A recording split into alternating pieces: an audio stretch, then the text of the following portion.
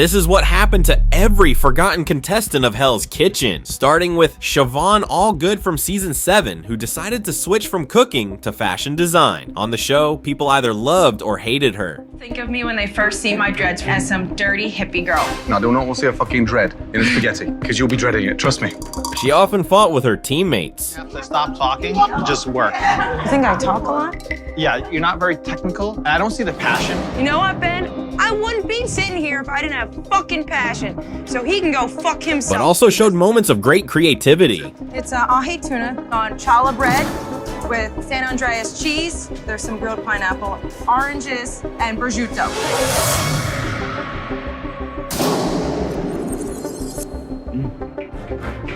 I actually prefer that. After the show, she moved to Los Angeles to follow her dream, but it quickly turned into a nightmare. A job she was promised fell through, and she became homeless. People found out about her desperate situation when a friend started a GoFundMe page for her. Siobhan also wrote on a couchsurfing profile that she had to leave a bad living and work situation. Because she asked for help, everyone knew she was in trouble. But after that, she became completely silent and disappeared. But after her social media was deleted, fans were really worried. Hell, I just read through the comments for more solid information, and that's terrible. Her ending up being homeless. I hope she's alive and at least somewhat okay. Sadly, we know that when her mother reportedly died in 2022, she hadn't spoken to her daughter for a long time. Siobhan's story is a scary mystery about a person who was famous for a moment, had a crisis, and then disappeared. While Siobhan disappeared after a public crisis, Nicole Rutz from season 12 just faded away. She was a baker from Chicago who didn't say much on the show. My name is Nicole. I'm from Staten Island, New York. What makes me so special is that I'm very passionate, driven. I know yours is quiet. I'm a little shy, yes. Why the fuck did you come into Hell's Kitchen? She was eliminated in a surprising way. Even though her team won, Chef Ramsay told her she did a bad job and had to leave. You gotta get out immediately.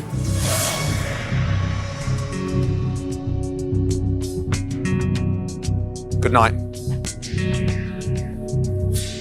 Good night.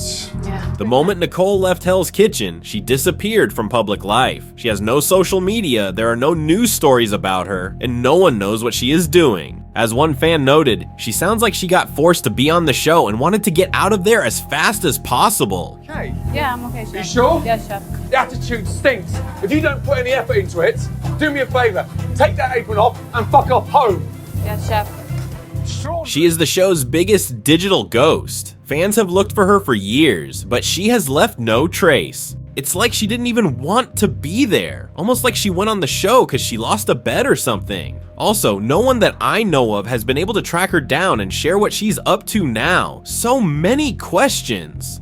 She is a perfect example of a reality TV person who went back to a completely private life. Bye, Chef Ramsay. While Nicole's exit was a bad memory, Ji-Cha's exit was completely unexpected. She was a top contestant from season 5 who impressed Chef Ramsay right away. I want to show my dad what I can do in the kitchen. Yeah. On tasting that, it looks like you've been cooking for 15 years. Cooked perfectly. Thank you, Chef. Thank you. He said her first dish tasted like she had 15 years experience rather than the 4 years she told him, and it looked like she was going to win. Oh, are you okay, G?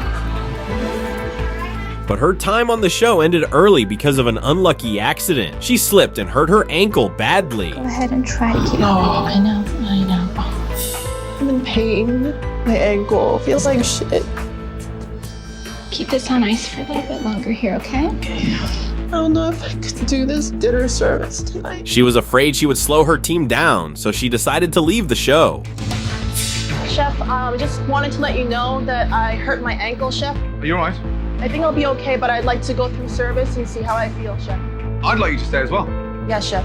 I'm hoping for the best and that I will be able to pull through service. Ramsay was about to eliminate Colleen or Lacey. She raised her hand. She announced that despite wanting to be in Hell's Kitchen, she felt her injury would hinder the women and volunteered to leave. Chef, but I'd like to volunteer.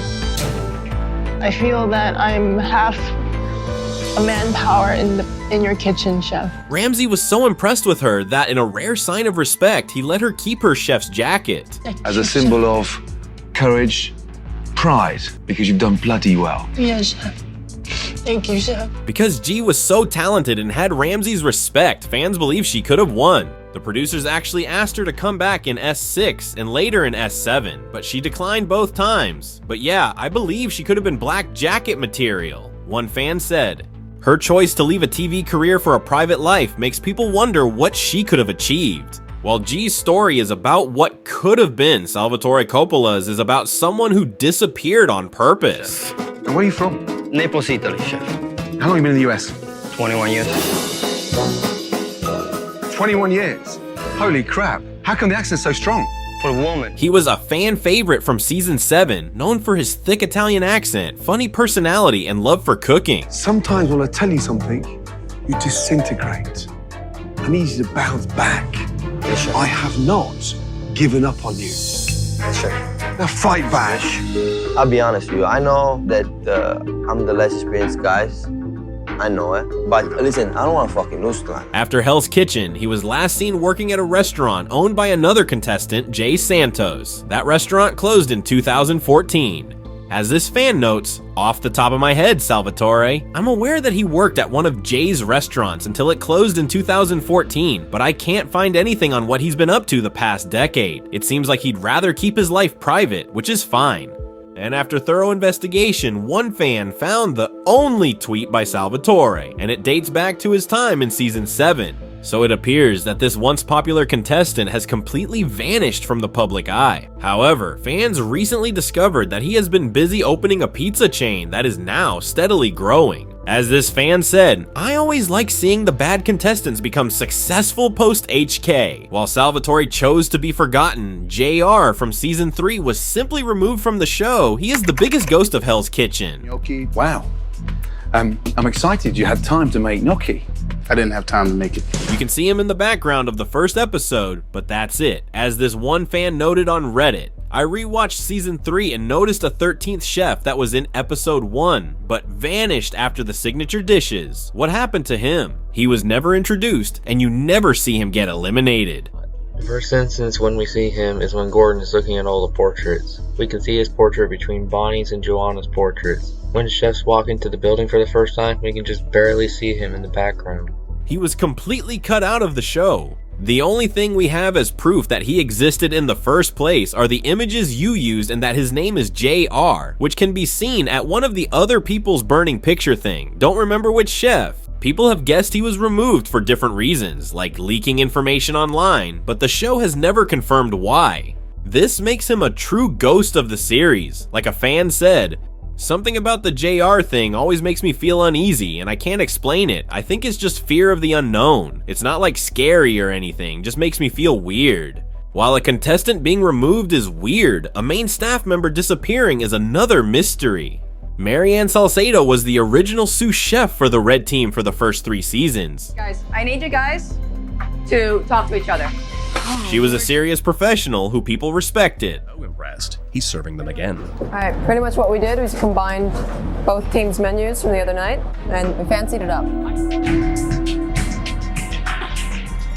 Alright, you guys hungry? Yeah, you want something to eat? There you go. Eat that. There's another cake still. Hold on.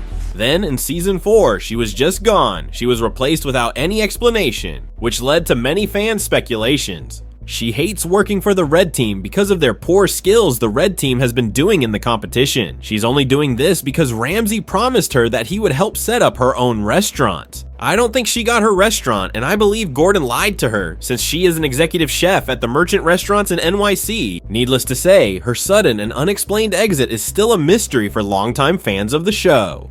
While Marianne's story is a show mystery, Rachel Brown's is a sad story. Proud to be a redneck. I don't have to be the big dog, but I'm not gonna let anybody run over me. She was a talented chef from season 2 who finished in 7th place. You've busted your ass off in this kitchen. You've worked so hard. Harder than anyone here.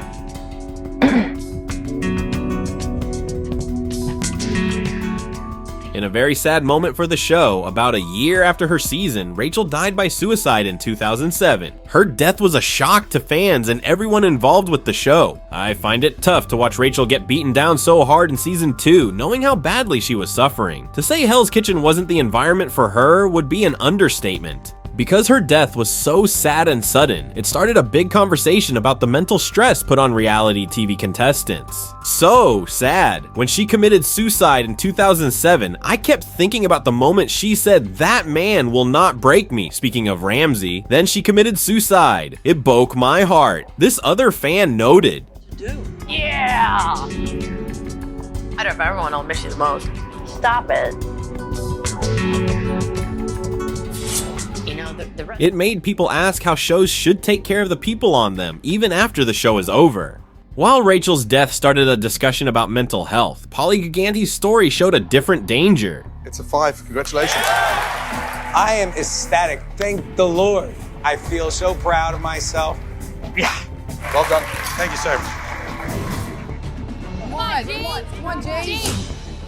He was a talented but angry finalist from season 16, known for his aggressive style and fights with teammates. Just an idiot. That girl is as dumb as the day is long, and she doesn't know her elbow from her asshole, so we got this. Swear to God, if I could punch him in the fucking throat, I would.